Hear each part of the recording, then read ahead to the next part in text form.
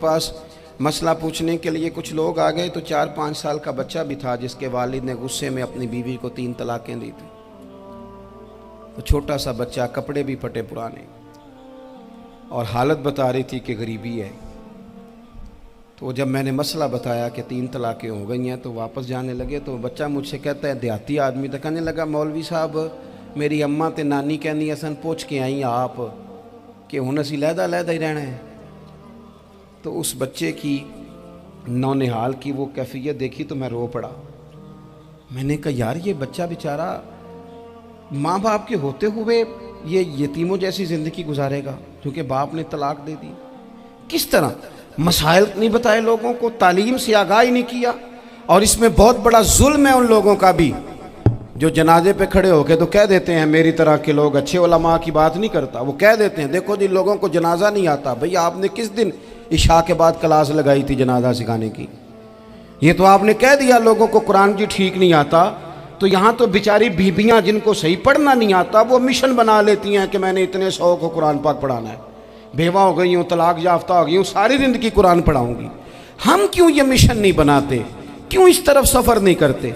एक तो दीनी मालूमात में, दीनी उलूम में अपने आप को लगाएं और ज़ौक़ पैदा करें कि जो चीज़ें मुझे नहीं आती मैंने वो सीखनी है, जो मामलात मुझे नहीं आते मैंने उनकी तरफ सफ़र करना है। एक तो अपना ये मिजाज बनाएं।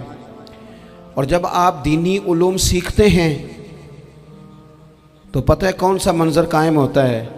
मंज़र वो बनता है कि हज़रत अबू हुरैरा भी दीन सीखा करते थे, हज़रत अब्दुल्ला इब्न उमर भी असहाबे सुफ़ा में रहा करते थे, हज़रत अनस बिन मालिक भी रहा करते थे।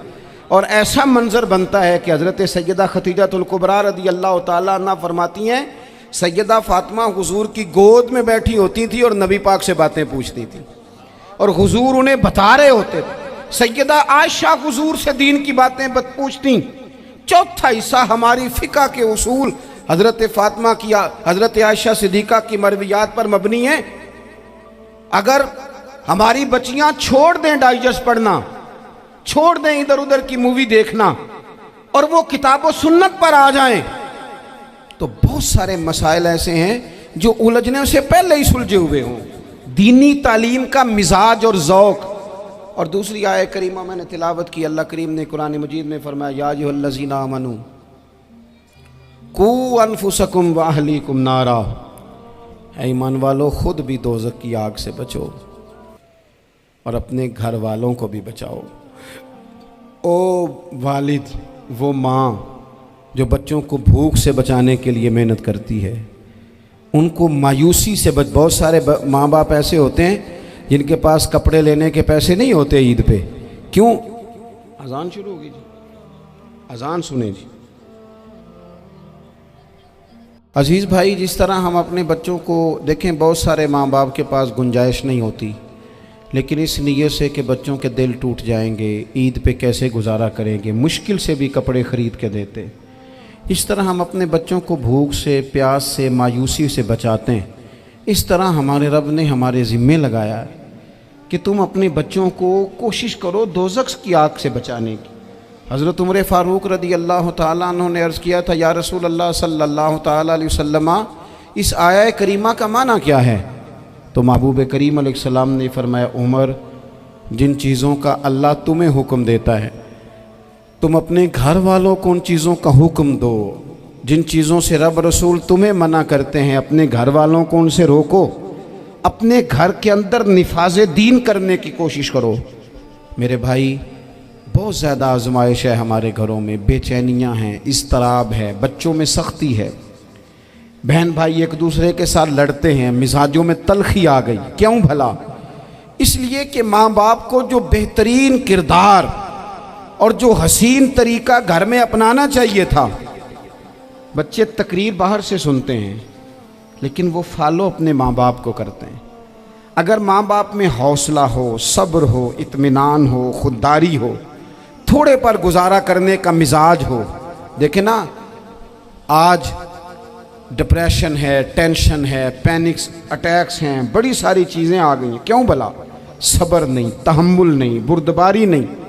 आजमाए। एक दिन एक बच्चा मेरे पास आ गया मदरसे का और आके वो रोने लगा میرے گھر والے کہنے لگے کھانا چھوڑ دیں پہلے اس کی بات سن لے. میں نے کہا پتر کیا ہوا, کسی نے مارا ہے کسی استاد نے؟ کہنے لگے نہیں حضرت, گھر فون کیا تھا تو میری اماں اور ابا کی لڑائی ہو رہی ہے. بچہ کانپ رہا ہے, ٹانگیں کانپ رہی ہیں. میں نے کہا کیا ہو کیا گیا تمہیں پتر, لڑائی ہو رہی ہے تو گھروں میں ہو ہی جاتی ہے. کہنے لگے نہیں آپ کو پتہ نہیں وہ بڑا سخت لڑتے ہیں. میرے والد جب میری والدہ کو مارنے کے لیے آگے بڑھتے ہیں تو ہم سارے چار پنجوں کے نیچے چھپ جاتے ہیں, ہمیں خوف آتا ہے, وہ منظر خطرناک ہوتا ہے. یہ کون تکلیف دے رہا ہے اپنے بچوں کو؟ یہاں بیٹھے ہمارے ہاں میلوں دور رہتے تھے اس کے گھر والے, تو وہ تکلیف میں تھا, تو گھر میں کیا کیفیت ہوگی؟ اگر حوصلہ ہو, صبر ہو, قناعت ہو, اللہ کے دیے ہوئے تھوڑے رزق پر ہمیں راضی رہنا آتا ہو, ہمارے گھروں میں سکون آئے, اطمینان آئے, ہم جو زندگی بڑی خوشی خوشی گزار سکتے ہیں.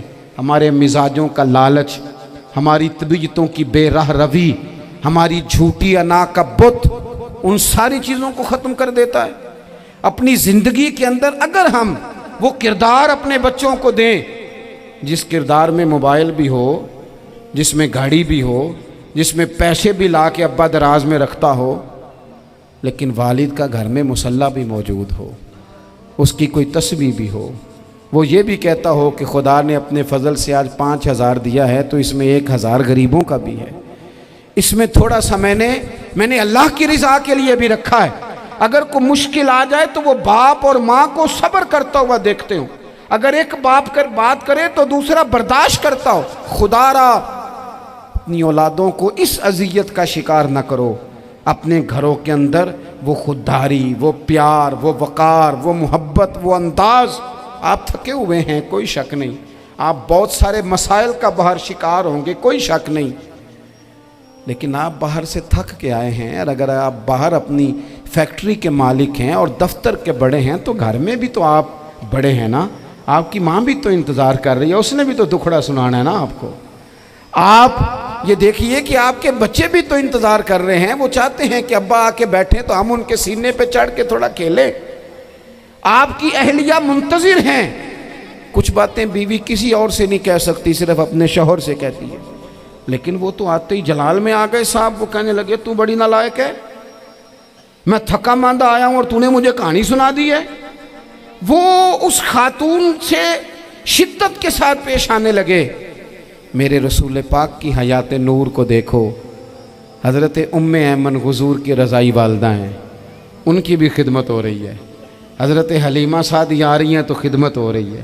حضرت عباس حضور کے چچا ہیں تو کریم فرماتے ہیں میرے چچا ہیں باپ کی جگہ پہ. حضور دوست احباب صحابہ غلاموں سب کے ساتھ پیار کر رہے ہیں.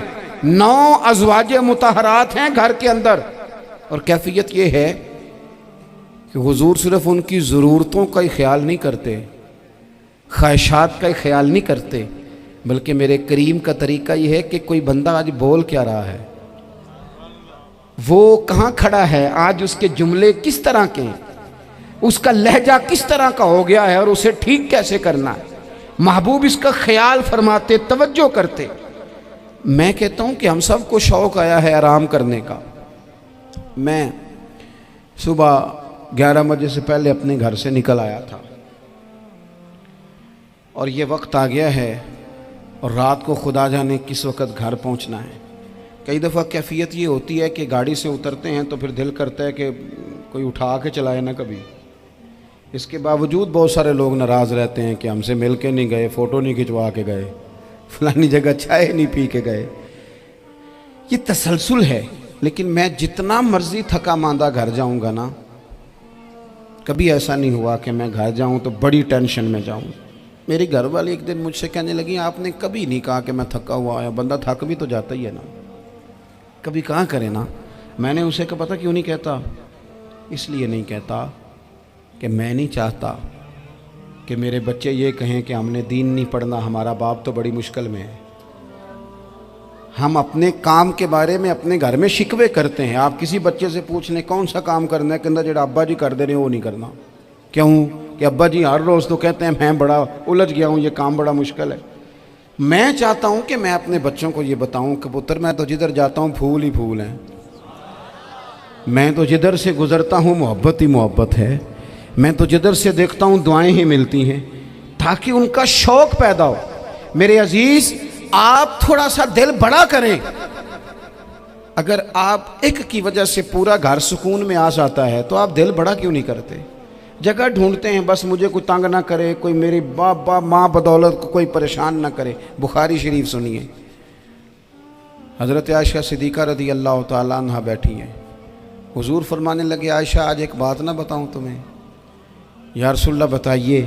حضور فرمانے لگے جب تم مجھ سے ناراض ہوتی ہو تب بھی مجھے پتہ چل جاتا ہے، اور جب راضی ہوتی ہو پھر بھی پتہ چل جاتا ہے۔ تو حضرت سیدہ عائشہ صدیقہ بات سن کے بڑی خوش ہوئیں، یا رسول اللہ وہ کیسے؟ حضور فرمانے لگے کبھی کبھی تم قسم اٹھاتی ہو۔ یا رسول اللہ ہاں۔ فرمایا جب ہوتی ہو نا راضی، خوش، تو پھر کہتی ہو مجھے رب محمد کی قسم صلی اللہ علیہ وسلم، پھر تم میرے نام کے ساتھ رب کریم کا نام ملا کے قسم اٹھاتی ہو، رب محمد کی قسم۔ یا رسول اللہ بالکل ایسے ہی ہے۔ اور فرمایا جب تمہارے دل میں کوئی بات ہوتی ہے نا تو پھر تم کہتی ہو مجھے رب ابراہیم علیہ السلام کی قسم، پھر تم رب محمد نہیں کہتی۔ یہ بخاری مسلم میں موجود ہے۔ حضرت عائشہ صدیقہ نے تو بات سنی تو کھل گئی طبیعت، کہنے لگی کریم صدقے جاؤں، یہاں تک خیال فرماتے ہو؟ کس کے جملے کہاں پہنچ گئے، یہاں تک خیال ہے؟ فرمایا مجھے پتہ چل جاتا ہے کہ تمہاری کیفیت کیا ہے، کہاں کھڑی ہو۔